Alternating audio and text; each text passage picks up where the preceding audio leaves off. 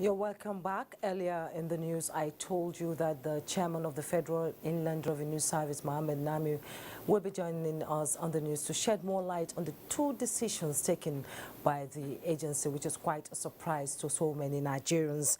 You're welcome to Network News. Good evening, my sister. Thank you for having me. It's good to have you join us.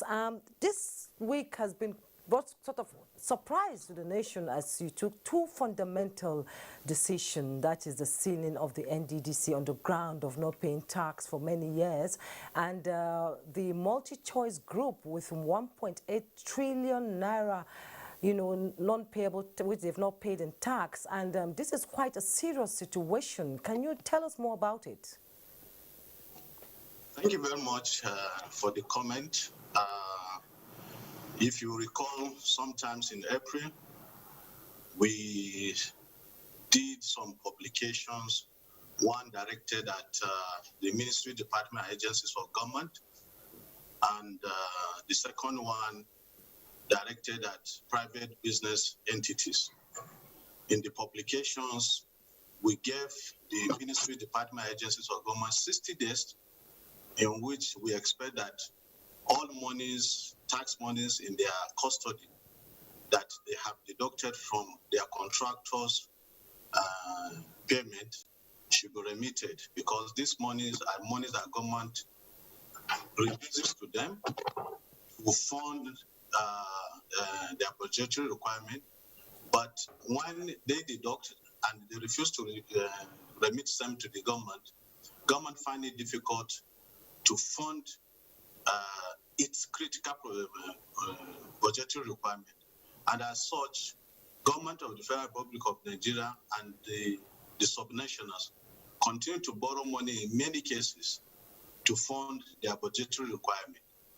That is the foundation of the issues. We draw the attention to the requirement of law. We drew the attention to the fact that they were just agents of collection. And as I can assure you, and for the lack of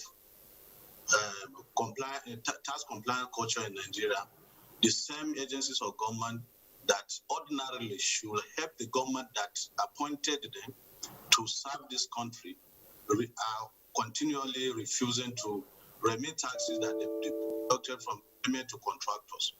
Okay. And on the part of multi-choice, this is a company that has operated in Nigeria for a long time, and it is on record that in the past 5 years, Federal Inland Revenue Service have made all efforts to ensuring that it audits the tax returns and records of the company. But I can assure you, they have continually denied us access to their records. They have continually refusing if I might come in, if I may come in, 18 years is quite a long time. Why did it take so long? And why bringing it up now? And what is the response of the two entities to these decisions you've taken? Thank you very much. The agencies, the entities have come up strongly to ensure that we sit down with them on a round table so that we discuss and iron out the issues, including officials of government at even levels that you least expect. So what has happened in this case, particularly that of multi-choice, is that apart from the fact that we have been continuously engaging in the last 5 years, on the 16th of September 2020, we received an intelligence of the aggressive way they have been planning their tax returns to the government of Federal Republic of Nigeria by manipulating the FIRS automated tax system, or manipulating in the situations of subscription payment not seen on their entire system. Advertisement reported on systems show up less than 50% of revenue collected. Input VAT does not reflect sales of decoders and number of subscribers. There were also issues surrounding fluctuation in VAT remitted, despite increase, one on the VAT rate by the Nigerian government, and also increase in vatable sales and services. There is also the most worrisome of it all.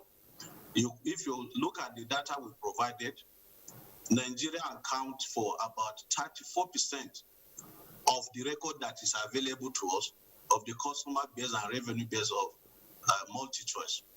But one thing that Nigerians have not maybe heard from us is that multi-choice, because of the number, because of the volume of the transactions, have also a dedicated server for Nigeria, for the customer base of Nigeria, a dedicated one. And that server is located outside Nigeria. So all efforts by any person to have access to that the server has been very, very, very unsuccessful. And that is why we have to take this position that we have taken now. Okay, indeed. Apart from the multi-choice group, some NDDC office, from the reports I read earlier, are still open. So what other measures are you taking to enforce payment of these taxes?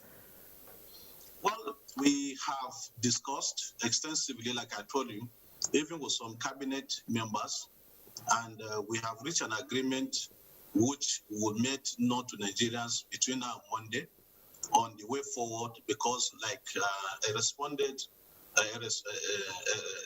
one of the persons you interviewed said, we are agencies of government and we should not be seen to be fighting, but at least what we have done is just send a signal to any ministry, department, agencies of government that business is not going to be usual in this country.